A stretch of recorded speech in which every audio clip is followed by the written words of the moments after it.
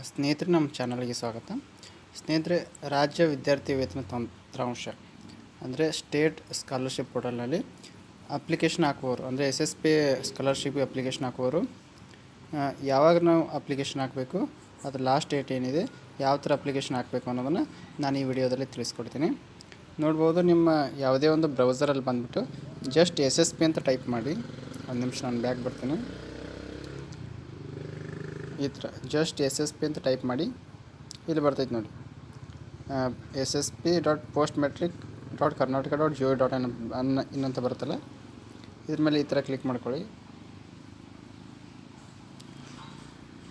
ಈ ಥರ official website open ಆಗುತ್ತೆ ನಿಮಗೆ.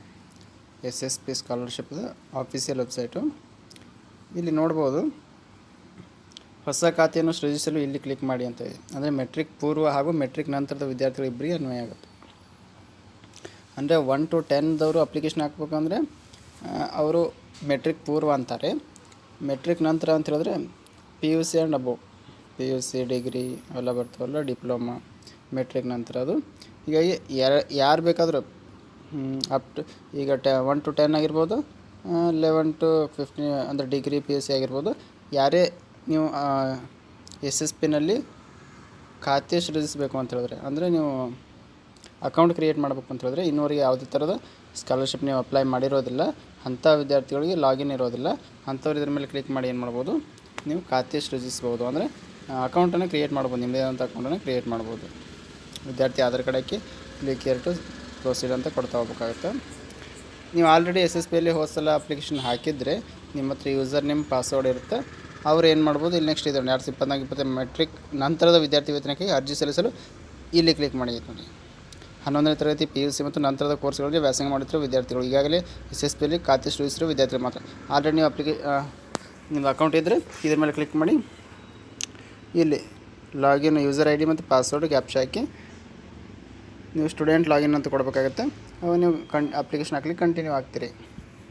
ಇನ್ನು 2024-25ನೇ ಸಾಲಿನ ಮೆಟ್ರಿಕ್ ಪೂರ್ವ ವಿದ್ಯಾರ್ಥಿ ವೇತನಕ್ಕೆ ಅರ್ಜಿ ಸಲ್ಲಿಸಲು ಇಲ್ಲಿ ಕ್ಲಿಕ್ ಮಾಡಿ.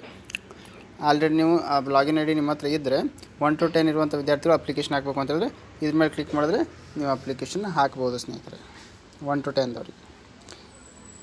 ಮತ್ತು ಈ ಥರ ಸ್ಕ್ರೋಲ್ ಮಾಡ್ತಾ ಬರ್ತೀನಿ ನಾನು. ಇಲ್ಲಿ ಏನು ಅಂತ ಹೇಳಿದ್ರೆ last date for application submission ಅಂತ ಕ್ಲಿಕ್ ಹಿಯರ್ ಅಂತ ಇದೆ. ಇದ್ರ ಮೇಲೆ ಕ್ಲಿಕ್ ಮಾಡಿದ್ರೆ ಏನು ಅಂತ ಹೇಳಿದ್ರೆ ಲಾಸ್ಟ್ ಡೇಟ್ ಏನು ಅಂತೇಳಿ ನಿಮ್ಗೆ ಗೊತ್ತಾಗುತ್ತೆ, ಯಾವ ಸ್ಕಾಲರ್ಶಿಪ್ದು ಲಾಸ್ಟ್ ಡೇಟ್ ಏನಿದೆ ಅಂತೇಳಿ. ಇಲ್ಲಿ ನೋಡ್ಬೋದು, ನಾನು ಹೇಳ್ತೀನಿ ನಿಮಗೆ. ಕಾರ್ಮಿಕ ಇಲಾಖೆ ಮೆಟ್ರಿಕ್ ನಂತರದ ವಿದ್ಯಾರ್ಥಿ ವೇತನಕ್ಕೆ ಅರ್ಜಿ ಸಲ್ಲಿಸಲು ಕೊನೆಯ ದಿನಾಂಕ ನೋಡ್ಬೋದು 31/12/2024 ಇದೆ. ಅಂದರೆ ಇದು ಮುಗಿದಿದೆ ಸ್ನೇಹಿತರೆ. ನೆಕ್ಸ್ಟ್ ನೋಡ್ಬೋದು, ಕೃಷಿ ಇಲಾಖೆ ಮೆಟ್ರಿಕ್ ನಂತರದ ವಿದ್ಯಾರ್ಥಿ ವೇತನಕ್ಕೆ ಅರ್ಜಿ ಸಲ್ಲಿಸಲು ಕೊನೆಯ ದಿನಾಂಕ ನೋಡ್ಬೋದು 31/1/2025 ಇದೆ. ಇದನ್ನು ಕೂಡ ಕಂಪ್ಲೀಟ್ ಆಗಿದೆ ಅಂದ್ಕೊಳ್ತೀನಿ. ಆಯುಷ್ ಇಲಾಖೆ ಮೆಟ್ರಿಕ್ ನಂತರದ ವಿದ್ಯಾರ್ಥಿ ವೇತನಕ್ಕೆ ಅರ್ಜಿ ಸಲ್ಲಿಸಲು 28/2/2025 ಇದೆ. ಮತ್ತು ಶಾಲೆಯ ಶಿಕ್ಷಣ ಇಲಾಖೆ ಮೆಟ್ರಿಕ್ ನಂತರ ವಿದ್ಯಾರ್ಥಿಗಳಿಗೆ ಅರ್ಜಿ ಸಲ್ಲಿಸಲು ಇದು ಕೂಡ ಇದೆ. ನೆಕ್ಸ್ಟ್ ಆರ್ಯ ವೈಶ್ಯ ಇಲಾಖೆ ಮೆಟ್ರಿಕ್ ನಂತರ ವಿದ್ಯಾರ್ಥಿಗಳು ಅರ್ಜಿ ಸಲ್ಲಿಸಲು 10/3/2025 ಇದೆ. ಹಿಂದುಳಿದ ಕಲ್ಯಾಣ ಇಲಾಖೆ ಮೆಟ್ರಿಕ್ ನಂತರದ ವಿದ್ಯಾರ್ಥಿ ವೇತನಕ್ಕೆ ಅರ್ಜಿ ಸಲ್ಲಿಸಲು, ಅಂದರೆ ಅದರ್ ಬ್ಯಾಕ್ವರ್ಡ್ ಕ್ಲಾಸ್ ಅಂತೀವಲ್ಲ ನಾವು, ಅದರ್ ಬ್ಯಾಕ್ವರ್ಡ್ ಕ್ಲಾಸಸ್ ಅಪ್ಲಿಕೇಶನ್ ಹಾಕಲಿಕ್ಕೆ ಕೊನೆಯ ದಿನಾಂಕ ನೋಡು 10/3/2025. ಇನ್ನೂ ಕಂಪ್ಲೀಟ್ ಆಗಿಲ್ಲ, ಇಲ್ಲಿ ಅಪ್ಲಿಕೇಶನ್ ಹಾಕೋಬೋದು. ಅಲ್ಪಸಂಖ್ಯಾತ ಕಲ್ಯಾಣ ಇಲಾಖೆ ಮೆಟ್ರಿಕ್ ನಂತರದ ವಿದ್ಯಾರ್ಥಿಗಳು ಅರ್ಜಿ ಸಲ್ಲಿಸಲು 10/3, ಅದನ್ನು ಸೇಮ್ ಇದೆ. ಕರ್ನಾಟಕ ರಾಜ್ಯ ಬ್ರಾಹ್ಮಣ ಅಭಿವೃದ್ಧಿ ಮಂಡಳಿ ನಂತರ ವಿದ್ಯಾರ್ಥಿ, ಅದು ಕೂಡ 15 ಇದೆ ಡೇಟು. ಪರಿಶಿಷ್ಟ ಪಂಗಡ ಕಲ್ಯಾಣ ಇಲಾಖೆ ಮೆಟ್ರಿಕ್ ನಂತರದ ವಿದ್ಯಾರ್ಥಿ ಅರ್ಜಿ ಸಲ್ಲಿಸಲು 16/3 ಇದೆ. ತಾಂತ್ರಿಕ ಶಿಕ್ಷಣ ಇಲಾಖೆ ಮೆಟ್ರಿಕ್ ನಂತರದ ವಿದ್ಯಾರ್ಥಿಗಳಿಗೆ ಅರ್ಜಿ ಸಲ್ಲಿಸಲು ಕೊನೆಯ ದಿನಾಂಕ 20/3/2025. ಸಮಾಜ ಕಲ್ಯಾಣ ಇಲಾಖೆ ಮೆಟ್ರಿಕ್ ನಂತರದ ವಿದ್ಯಾರ್ಥಿ ವೇತನಕ್ಕೆ ಅರ್ಜಿ ಸಲ್ಲಿಸಲು ಕೊನೆಯ ದಿನಾಂಕ ನೋಡಿ 20/3/2025. ವೈದ್ಯಕೀಯ ಶಿಕ್ಷಣ ಇಲಾಖೆ ಮೆಟ್ರಿಕ್ ನಂತರದ ವಿದ್ಯಾರ್ಥಿ ವೇತನ ಅರ್ಜಿ ಸಲ್ಲಿಸಲು 31/5/2025. ಈ ಥರ ಡೇಟ್ಗಳನ್ನು ನೋಡಿಕೊಂಡು ನೀವು ಅಪ್ಲಿಕೇಶನ್ ಹಾಕ್ಬೋದು ಸ್ನೇಹಿತರೆ. ನೀವು ಅಪ್ಲಿಕೇಶನ್ ಯಾವ ಥರ ಹಾಕಬೇಕು SSPಯಲ್ಲಿ ಅಂತೇಳಿ ನಿಮಗೆ ವಿಡಿಯೋ ಬೇಕು ಅಂತ ಹೇಳಿದ್ರೆ ಕಮೆಂಟ್ ಬಾಕ್ಸಲ್ಲಿ ಕಮೆಂಟ್ ಮಾಡಿ. ನಾನು ಒಂದು ಅಪ್ಲಿಕೇಶನ್ನ ಹಾಕಿಬಿಟ್ಟು ಒಂದು 4-5 ಸ್ಟೆಪ್ ಬರ್ತಾವೆ, ಅದರಲ್ಲಿ ಎಲ್ಲ ಸ್ಟೆಪ್ಸು ನಾನು ನಿಮಗೆ ನೀಟಾಗಿ ಲೈವಲ್ಲಿ ಅಪ್ಲಿಕೇಶನ್ ಹಾಕಿ ನಿಮಗೆ ಡೆಮೋ ತೋರಿಸ್ತೇನಂತೆ. ಮತ್ತೇನಾದ್ರು ಅಪ್ಡೇಟ್ಸ್ ಏನೋ ತಿಳಿಸ್ತೇನಂತೆ. ನಾವು ಮಾಡೋಂಥ ವಿಡಿಯೋಸ್ ನೋಟಿಫಿಕೇಷನ್ ಬೇಕು ಅಂದರೆ ನಮ್ಮ ಚಾನಲ್ನ ಸಬ್ಸ್ಕ್ರೈಬ್ ಮಾಡಿಕೊಳ್ಳಿ, ಹಾಗೆ ನಿಮ್ಮ ಸ್ನೇಹಿತರು ಕೂಡ ಶೇರ್ ಮಾಡಿ. Thank you.